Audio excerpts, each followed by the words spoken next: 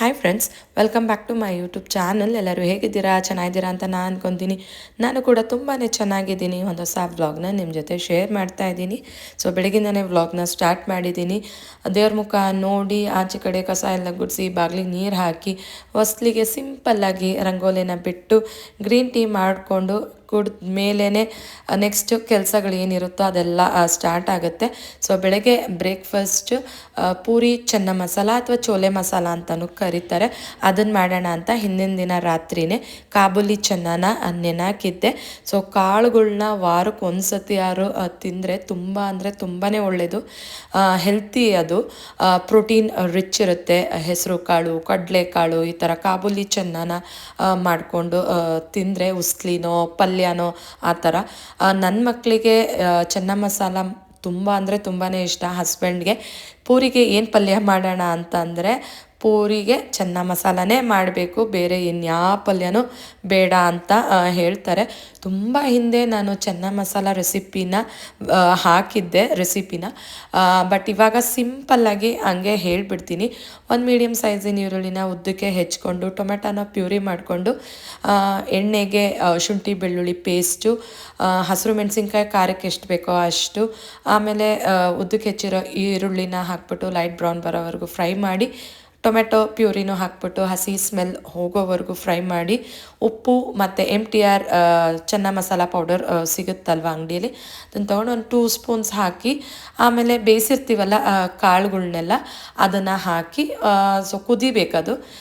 So ನಿಮಗೆ ಜಾಸ್ತಿ ಗಟ್ಟಿ ಬೇಕು ಅಂದರೆ ಕಡಿಮೆ ನೀರು ಹಾಕ್ಕೊಳ್ಳಿ, ಲಿಕ್ವಿಡ್ ಇರಬೇಕು ಅಂದರೆ ಸ್ವಲ್ಪ ಜಾಸ್ತಿನೇ ನೀರು ಹಾಕ್ಕೋಬೇಕು. ಸೊ ಇಷ್ಟೇ ಚೆನ್ನ ಮಸಾಲ ರೆಸಿಪಿ ನಾನು ಮಾಡೋದು. ತುಂಬ ಟೈಪ್ಸ್ ಇದೆ ಚೆನ್ನ ಮಸಾಲ ಮಾಡೋದು, ಬಟ್ ನಾನು ಈ ಥರ ಮಾಡ್ತೀನಿ. ಸೊ ಮನೆಯಲ್ಲಿ ಎಲ್ಲರಿಗೂ ಇಷ್ಟ ಆಗುತ್ತೆ.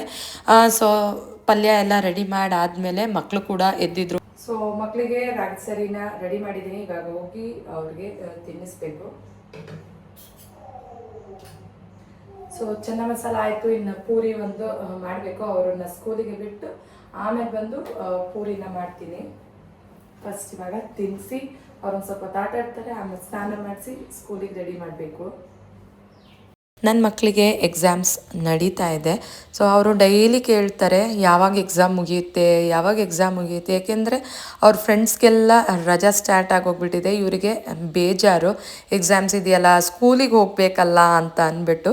ಬಟ್ ಸ್ಕೂಲ್ ಇರೋದು ಬರೀ 2 ಅವರ್ಸು, ಇವ್ರಿಗೆ ಅದು ಹೋಗೋಕ್ಕೂ ಬೇಜಾರು. ಅವ್ರಿಗೇನೆಂದರೆ ಆಟ ಆಡಬೇಕು. ಸೊ ನಾನು ಇವತ್ತು ಮುಗಿಯುತ್ತೆ, ನಾಳೆ ಮುಗಿಯುತ್ತೆ ಅಂತ ಹೇಳ್ತಾನೆ ಇರ್ತೀನಿ. ಸೊ ಅವರಿಗೆ ಏನಾದ್ರು ಒಂದು ಹೇಳ್ತೀನಿ, ಇದನ್ನು ಕೊಡಿಸ್ತೀನಿ, ಇವತ್ತು ಹೋಗಿಬಿಡಿ, ನಾಳೆ ಮುಗಿಯುತ್ತೆ ಅಂತ ಅಂದ್ಬಿಟ್ಟು. ಸೊ ಅವ್ರನ್ನ ಸ್ಕೂಲಿಗೆ ಬಿಟ್ಟು ಬಂದ ಮೇಲೆ ಬಟ್ಟೆಗಳೆಲ್ಲ ಒಣಗಿತ್ತು, ಅದನ್ನೆಲ್ಲ ಮಡಚಿ ವಾರ್ಡ್ರೋಬ್ಗೆ ಇಟ್ಟು. ಸೊ ಅಷ್ಟೊತ್ತಿಗೆ ನನ್ನ ಹಸ್ಬೆಂಡು ಕೂಡ ಆಫೀಸಿಗೆ ರೆಡಿಯಾಗಿದ್ದರು. ಸೊ ನಾನು ಪೂರಿನ ಮಾಡಿಕೊಡ್ತಾಯಿದ್ದೆ. ನಾನು ಪೂರಿ ಹಿಟ್ಟಿಗೆ ಅಂದರೆ ಗೋಧಿ ಹಿಟ್ಟಿಗೆ ಜಸ್ಟ್ ಉಪ್ಪು ನೀರು ಹಾಕಿ ಕಲಿಸಿದ್ದು ಅಷ್ಟೇ. ಮೊಸರಾಗಲಿ ಅಥವಾ ಚಿರೋಟಿ ರವೆ ಆಗಲಿ ಏನೂ ಹಾಕಿಲ್ಲ. ಸೊ ಚೆನ್ನಾಗೇ ಉಬ್ಬಿ ಬರುತ್ತೆ ಪೂರಿ. ಸೊ ಬಿಸಿ ಬಿಸಿ ಉಬ್ಬಿರೋ ಪೂರಿನ ತಿನ್ನೋದು ಅಂದರೆ ತುಂಬಾ ಇಷ್ಟ ಆಗುತ್ತೆ ನನಗಂತೂ. ಸೊ ನನ್ನ ಹಸ್ಬೆಂಡ್ಗೂ ತುಂಬಾ ಇಷ್ಟ. ಸೊ ಅವರು ಬ್ರೇಕ್ಫಾಸ್ಟ್ ಎಲ್ಲ ಮಾಡಿಕೊಂಡು ಅವರು ಸತ ಹೊರಟರು. ಅವ್ರು ಹೊರಟ ಮೇಲೆ ಮತ್ತೆ ನಾನು ಸತ ಪೂರಿ ಎಲ್ಲ ಮಾಡಿಕೊಂಡು TV ನೋಡಿಕೊಂಡು ತಿಂತಾಯಿದ್ದೆ. ಸೊ TV ನೋಡ್ಕೊತಾ ತಿಂದರೆ ಏನೋ ಒಂಥರ ಟೈಮ್ ಪಾಸ್ ಬೇಗ ಆಗಿಬಿಡುತ್ತೆ. ಮನೇಲಿ ಒಬ್ಬಳೇ ಬೇರೆ ಇರ್ತೀನಿ. ಸೊ ತಿಂದೆಲ್ಲ ಆದಮೇಲೆ ಮಮ್ಮಿ ಫೋನ್ ಮಾಡಿದರು, ಫೋನ್ ಮಾತಾಡಿಕೊಂಡು ಆಮೇಲೆ ವೀಕ್ಲಿ ಒನ್ಸು ನಾನು ಬಾತ್ರೂಮ್ಸ್ನೆಲ್ಲ ವಾಶ್ ಮಾಡ್ತೀನಿ. ವಾಶ್ ಮಾಡಿ ತಲೆ ಸ್ನಾನ ಎಲ್ಲ ಮಾಡಿಕೊಂಡೆ. ಮತ್ತು ದೇವ್ರ ಮನೇಲೂ ಅಷ್ಟೇ ಟೈಲ್ಸ್ನೆಲ್ಲ ವಾರಕ್ಕೊಂದು ಸತಿ ಒರೆಸ್ಬಿಡ್ತೀನಿ. ಯಾಕೆಂದರೆ ಅಗರಬತ್ತಿದು ಎಲ್ಲ ಹೊಗೆ ಎಲ್ಲ ಕೂತಿರುತ್ತೆ, ವೈಟ್ ಟೈಲ್ಸ್ ಬೇರೆ ಗಲೀಜು ಆಗುತ್ತೆ ಅಂತ ವೀಕ್ಲಿ ಒನ್ಸ್ ಅದನ್ನು ಕೂಡ ಎಲ್ಲ ವಾಶ್ ಮಾಡಿಬಿಡ್ತೀನಿ, ಅಂದರೆ ಒರೆಸ್ಬಿಡ್ತೀನಿ. ಒರೆಸಿ ಪೂಜೆಗೆಲ್ಲ ರೆಡಿ ಮಾಡಿಕೊಂಡು ಪೂಜೆನ ಮಾಡ್ತಾಯಿದ್ದೆ. ಅಷ್ಟೊತ್ತಿಗೆ ಮಕ್ಕಳು ಕೂಡ ಬಂದು ಅವ್ರಿಗೆ ಪೂರಿನ ಮಾಡಿಕೊಟ್ಟೆ. ಅವರು ಸತ ತಿಂದು ಆಟ ಆಡ್ತಾಯಿದ್ರು. ಏನಾದ್ರು ತಿನ್ನಬೇಕು, ಬೇಗ ಬೇರೆ ಬರ್ತಾರೆ ಸ್ಕೂಲಿಂದ. ಸೊ ಏನಾದ್ರು ತಿನ್ನಬೇಕು ಅಂತ ಹಠ ಮಾಡ್ತಾರೆ. ಜಾಮೂನ್ ಮಾಡಿಕೊಡು ಅಂತ ಕೇಳಿದರು. ಸೊ ಮಕ್ಕಳು ಕೇಳಿದ ತಕ್ಷಣವೇ ತಾಯಿ ಕರಳು ಚುರುಕ್ ಅನ್ನತ್ತೆ. ಸೊ ಮಾಡಿಕೊಟ್ಟೆ. ಸೊ ಪಾತ್ರೆಗಳೆಲ್ಲ ಇತ್ತಲ್ಲ, ಎಲ್ಲ ವಾಶ್ ಮಾಡಿದ್ದು ಎಲ್ಲ ಪಾತ್ರೆನೆಲ್ಲ ಜೋಡಿಸ್ತಾ ಇದ್ದೆ. ನನಗೇನಂದರೆ ಪಾತ್ರೆ ವಾಶ್ ಮಾಡ್ಬೋದು, ಜೋಡಿಸೋದು ಅಂದರೆ ಸಿಕ್ಕಾಪಟ್ಟೆ ಬೇಜಾರಾಗ್ತಾ ಇರುತ್ತೆ. ಬಟ್ ಆಪ್ಷನ್ ಇಲ್ಲ, ಜೋಡಿಸ್ಲೇಬೇಕು. ಸೊ ಎಲ್ಲ ಜೋಡಿಸಿದ ಮೇಲೆ ಜಾಮೂನ್ನ ಮಾಡ್ತಾಯಿದ್ದೆ. ಸೊ ಜಾಮೂನು ಮಿಕ್ಸ್ MTRದು ಸಿಗುತ್ತೆ. ಸೊ ಅದನ್ನೇ ಯೂಸ್ ಮಾಡ್ತೀನಿ. ಅದಕ್ಕೆ ಒಂದು ಸ್ವಲ್ಪ ಸಾಫ್ಟಾಗಿ ಬರಬೇಕು ಅಂದರೆ ತುಪ್ಪ, ಹಾಲು, ಆಮೇಲೆ ನೀರು ಹಾಕ್ಕೊಂಡು ಮಿಕ್ಸ್ ಮಾಡಿ ಉಂಡೆ ಎಲ್ಲ ಕಟ್ತೀನಿ. ನನ್ನ ಮಗಳು ಕೂಡ ಬಂದಳು, ಅಮ್ಮ ನಾನು ಮಾಡ್ತೀನಿ ಜಾಮೂನ್ನ ಅಂತ ಅಂದ್ಬಿಟ್ಟು.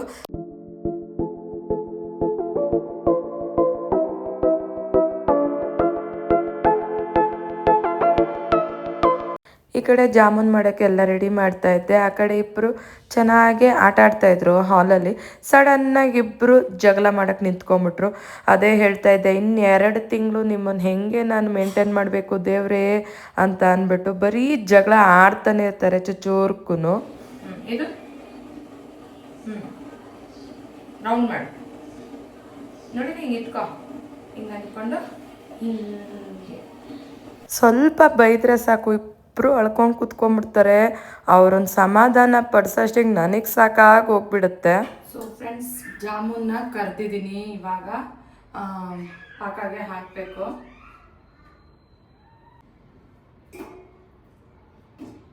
ಫೈನಲಿ ಜಾಮೂನ್ ರೆಡಿ ಆಯಿತು. ದೇವರಿಗೂ ನೈವೇದ್ಯ ಮಾಡಿ ನಾವು ಸತ ತಿಂದ್ವಿ.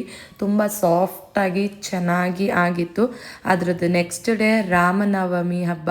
ಸೊ ರಂಗೋಲಿನ ನಮ್ಮ ಓನರ್ ಮನೆ ಹೆಲ್ಪರು ಚೆನ್ನಾಗಿ ರಂಗೋಲಿನ ದೊಡ್ಡದಾಗಿ ಬಿಡಿಸ್ತಾರೆ. ಹಬ್ಬದ ಟೈಮಲ್ಲಿ ಯೂಶ್ವಲಿ ನಾನು ಅವ್ರಿಗೆ ಹೇಳೋದು. ಸೊ ಅವ್ರು ಹಾಕ್ಕೊಟ್ರು. ನಾನು ಕೂಡ ಹಬ್ಬ ಅಂದಮೇಲೆ ಸ್ವಲ್ಪ ಬೇಗನೆ ಎದ್ದು ಎಲ್ಲ ಕೆಲಸನ ಮುಗಿಸೋಣ ಅಂತ ಕಸ ಗುಡಿಸಿ ನೆಲ ಎಲ್ಲ ಒರೆಸ್ದೆ. ನಮ್ಮ ಹೆಲ್ಪರು ಕೂಡ ಬರ್ತಾರೆ, ಬಟ್ ಅವ್ರು ಸ್ವಲ್ಪ ಲೇಟಾಗಿ ಬರ್ತಾರೆ. ಪೂಜೆ ಎಲ್ಲ ಮಾಡಬೇಕಲ್ಲ ಬೇಗ ಅಂತ ಅಂದ್ಬಿಟ್ಟು ನಾನೇ ಕಸ ಗುಡಿಸಿ ನೆಲ ಎಲ್ಲ ಒರೆಸಿ ಮಾವಿನ ಸೊಪ್ಪು ತೋರಣನ ದೇವ್ರ ಮನೆಗೆ, ಮೇನ್ ಡೋರಿಗೆ ಎಲ್ಲ ಹಾಕ್ತಾಯಿದ್ದೆ. ಹಬ್ಬ ಅಂದಮೇಲೆ ಮಾವಿನ ತೋರಣ ಇರಲೇಬೇಕು. ಸೊ ಮಕ್ಕಳು ಎಲ್ಲ ರೆಡಿ ಮಾಡಿ ಸ್ಕೂಲಿಗೆ ಬಿಟ್ಟು ನಾನು ಬಂದು ಫ್ರೆಶ್ ಅಪ್ ಆಗಿ ಪೂಜೆನ ಸ್ಟಾರ್ಟ್ ಮಾಡಿದೆ. ನನ್ನ ಹಸ್ಬೆಂಡ್ಗೂ ಕೂಡ ಆಫೀಸ್ ಇತ್ತು, ವರ್ಕ್ ಫ್ರಮ್ ಹೋಮ್ ಮಾಡಿ ಇವತ್ತು ಹಬ್ಬ ಅಂತ ಅವ್ರಿಗೂ ಹೇಳಿದೆ. ಸೊ ಪೂಜೆ ಎಲ್ಲ ಮಾಡಿ ಪ್ರಸಾದ ಎಲ್ಲ ರೆಡಿ ಮಾಡೋಷ್ಟಿಗೆ ನನ್ನ ಮಕ್ಕಳು ಕೂಡ ಬಂದರು. ಬ್ರೇಕ್ಫಾಸ್ಟಿಗೆ ಉಪ್ಪಿಟ್ಟು ಮಾಡೋಣ ಅಂತ ಅಂದ್ಬಿಟ್ಟು ತರಕಾರಿ ಎಲ್ಲ ಹೆಚ್ಚಿ ರೆಡಿ ಮಾಡಿದೆ.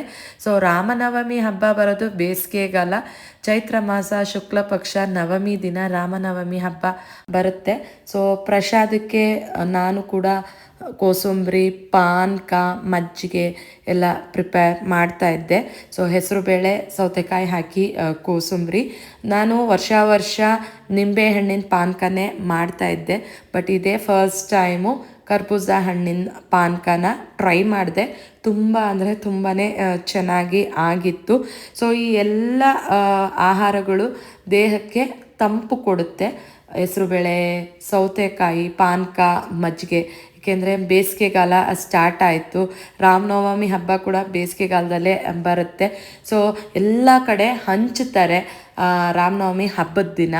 ಪಾನಕ ಆಗಿರಲಿ, ಕೋಸಂಬರಿ, ಮಜ್ಜಿಗೆ, ಆ ಥರ. ನಮ್ಮನೆ ಹತ್ರನೇ ರಾಮನ ದೇವಸ್ಥಾನ ಕೂಡ ಇದೆ.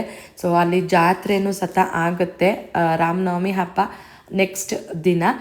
ಸೊ ನಾವು ಪ್ರತಿ ವರ್ಷ ದೇವಸ್ಥಾನಕ್ಕೆ ಹೋಗಿ ಬರ್ತಾಯಿದ್ವಿ. ಮೊದಲೆಲ್ಲ ಜಾತ್ರೆಗೂ ಹೋಗಿ ತೇರೆಲ್ಲ ನೋಡ್ತಾಯಿದ್ವಿ. ಅಲ್ಲಿ ಅಂಗಡಿಗಳೆಲ್ಲ ಇತ್ತು. ಸೊ ಅಲ್ಲೂ ಎಲ್ಲ ಶಾಪಿಂಗ್ ಎಲ್ಲ ಮಾಡ್ತಾಯಿದ್ವಿ.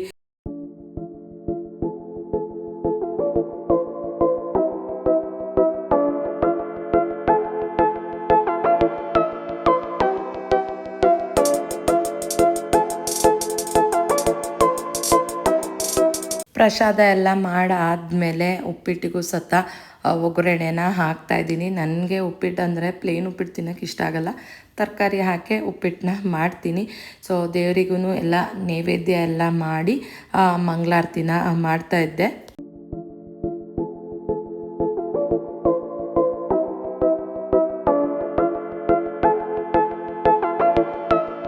ದೇವಸ್ಥಾನಗಳು ಅಷ್ಟೇ ತುಂಬ ಚೆನ್ನಾಗಿ ಅಲಂಕಾರ ಎಲ್ಲ ಮಾಡಿದರು ಹೂವಿನಿಂದ. ರಶ್ಶು ಕೂಡ ಇತ್ತು. ಕ್ಯೂ ಅಲ್ಲಿ ನಿಂತ್ಕೊಂಡು ದೇವ್ರನ್ನ ನೋಡಿಕೊಂಡು ಬಂದ್ವಿ.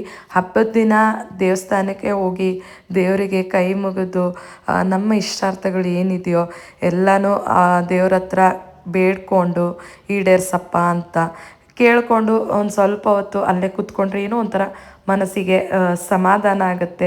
ದೇವ್ರನ್ನ ನೋಡೋಕ್ಕೆ ಏನೋ ಒಂಥರ ಖುಷಿ ಹಬ್ಬದ ದಿನ. ಸೊ ಸ್ವಲ್ಪ ಹೊತ್ತು ಅಲ್ಲೇ ಕೂತ್ಕೊಂಡು ಆಮೇಲೆ ಅಲ್ಲಿಂದ ಆಂಜನೇಯ ದೇವಸ್ಥಾನಕ್ಕೆ ಹೋದೆ. ಸೊ ರಾಮನ ದೇವಸ್ಥಾನಲ್ಲೂ ಕೂಡ ಸೀತಾರಾಮ ಕಲ್ಯಾಣೋತ್ಸವನ ರೆಡಿ ಮಾಡ್ತಾಯಿದ್ರು. ಆಂಜನೇಯನ ದೇವಸ್ಥಾನದಲ್ಲಿ ಬೆಳಗ್ಗೆನೇ ಸೀತಾರಾಮ ಕಲ್ಯಾಣೋತ್ಸವ ಆಗಿತ್ತು.